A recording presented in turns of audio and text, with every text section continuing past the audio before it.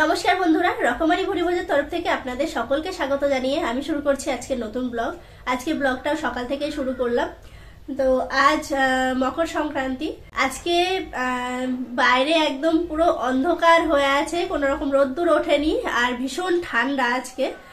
তো আজকে তো আমাদের পিঠাপুলি বানাতে হবে, সন্ধ্যাবেলা বানাবো সব।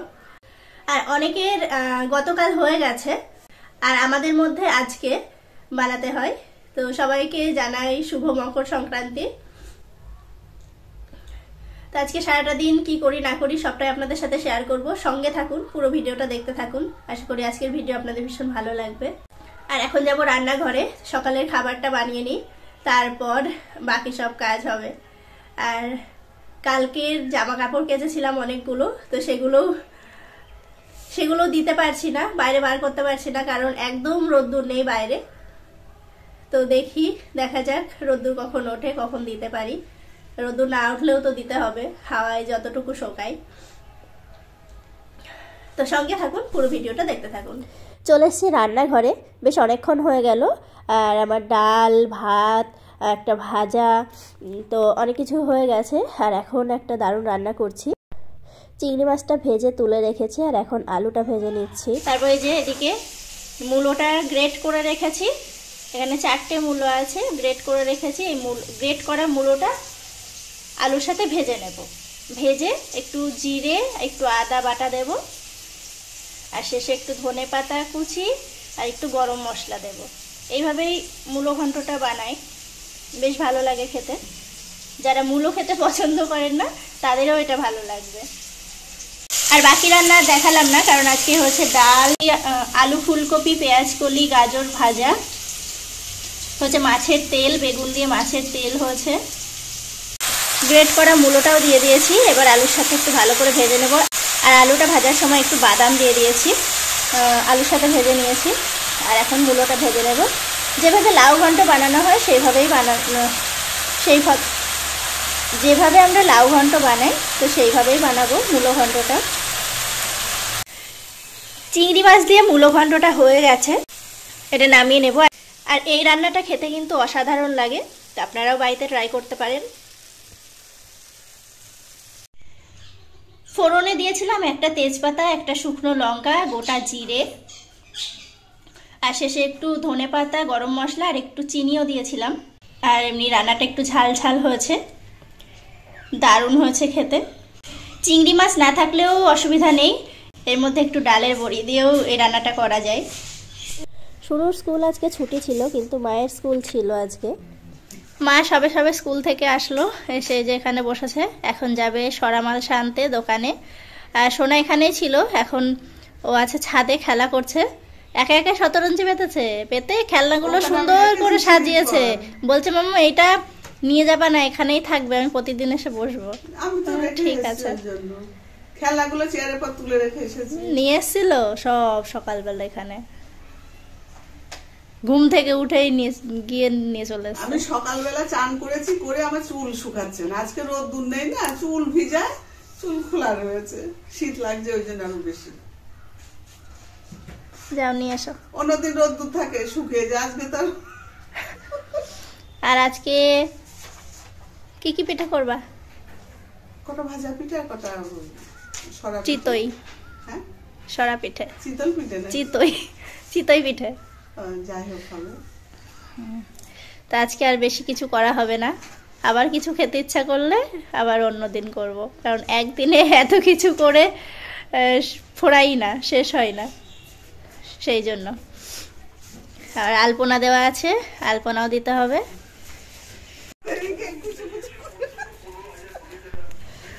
মা চলে গেল বাজারে, আর সোনুর পাপা এদিকে তুলসী গাছ দুটো একটু সরিয়ে দিচ্ছে, কারণ ওই জায়গাটাতে, মানে তুলসী গাছ যেখানে ছিল সেই জায়গাটাতে আজকে পিঠা বানানো হবে। তো ওই জায়গাটাতে উনুনটা এনে দেবে, তোলা উনুন, তো উনুনটা এনে দেবে।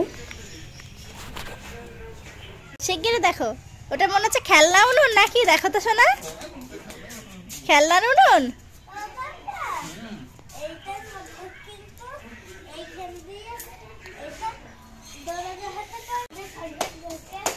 এবছরে আমরা ওই তোলা উনুন, ওই উনুনে আমরা এবার পিঠে বানাবো।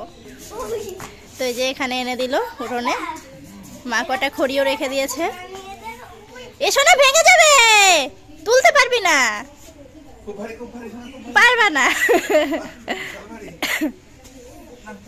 হবে না, পারবা না সোনা।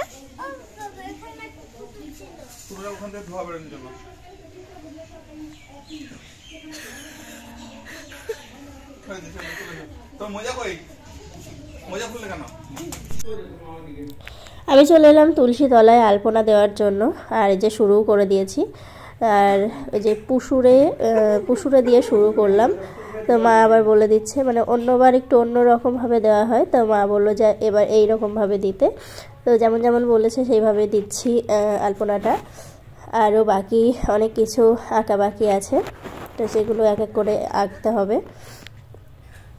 তো এটা দিয়ে শুরু করলাম।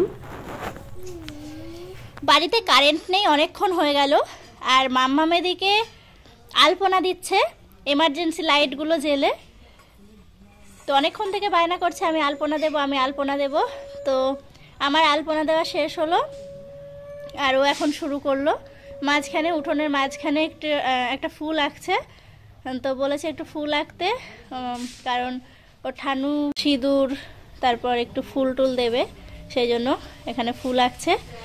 আর আমি এখন দেখাতে পারছি না, কারণ সোনা এতক্ষণ মোবাইলে ফ্ল্যাশ জ্বেলেছিল, তো সেই আলোতে আমি আলপনাটা দিলাম।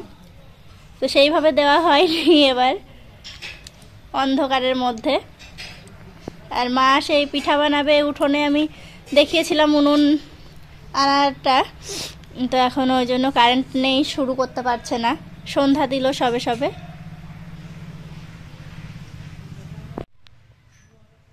টব হয়ে গেছো ও সোনা? কারেন্ট এখনো আসেনি, ফ্ল্যাশ জেলে আপনাদেরকে দেখাচ্ছি।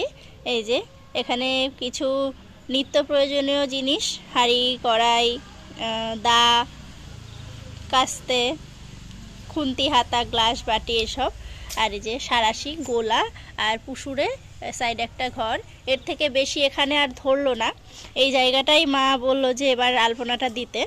আর এই সাইড দিয়ে ভেবেছিলাম সুন্দর করে একটু লতা লতা একটা ডিজাইনের আলপনা দেব, কিন্তু এই অন্ধকারের মধ্যে সে আর হয়ে উঠলো না। আর মাম্মাম ওইদিকে আলপনা দেব করছে, ওকে ওই দিয়ে দিতে হলো খড়িমাটিটা, সেজন্য দিয়ে দিলাম। তো যে অন্ধকারের মধ্যেই করে নিয়ে আসলাম চা, আর নিয়ে আসলাম একটু মুড়ি মাখিয়ে। তো মা, বাবা আর আমি তিনজন এখন একটু চা আর মুড়ি খাবো। আর সোনাও এইদিকেই আছে, গুনগুন করে গান করছে। ও সোনা, কোথায় গেলি? আমার ঘরে লেপের মধ্যে। সেই কখন গেছে, সেই বিকালবেলা কারেন্ট গেছে। এখন বোধ হয় কটা বাজতে আসলো, 7টা 8টা বাজে মনে হয়, এখনো কারেন্ট আসলো না। আর এই যে এটা জ্বলছে, কতক্ষণ থাকবে জানি না, 4-5 ঘন্টা মতো থাকে। শেষমেশ কারেন্ট এসছে, এখন ওই 8:20 মতো বাজে। তো মা চলে এসছে এখানে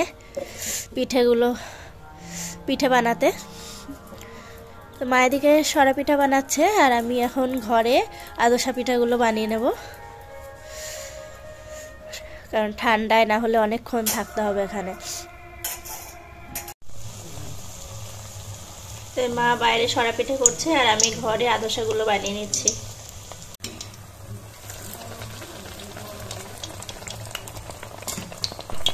তো যে এদিকে এতগুলো পিঠা বানানো হয়ে গেছে, আরও অনেকগুলো হবে, অনেকটা ব্যাটার রয়েছে। আর মায়েরও ওদিকে কমপ্লিট হয়নি, মা ওইদিকে বাইরে বসে বসে পিঠা বানাচ্ছে। তো বাকিগুলো বানিয়ে নিই।